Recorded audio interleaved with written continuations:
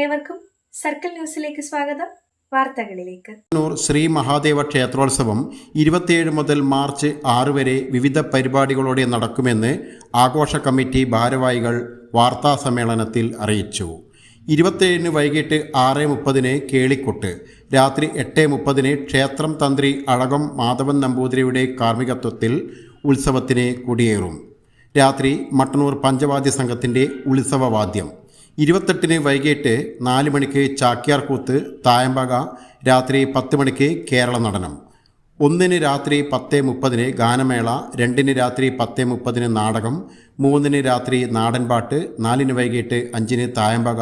തുടർന്ന് മട്ടന്നൂരിലെ പ്രമുഖ ഡോക്ടർമാരെയും വാദ്യകലാ പ്രതിഭകളെയും ആദരിക്കും. മാർച്ച് 5 വൈകിട്ട് 5 മണിക്ക് മട്ടന്നൂർ ശങ്കരൻകുട്ടിമാരാറും മക്കളും ചേർന്ന് അവതരിപ്പിക്കുന്ന തായമ്പക.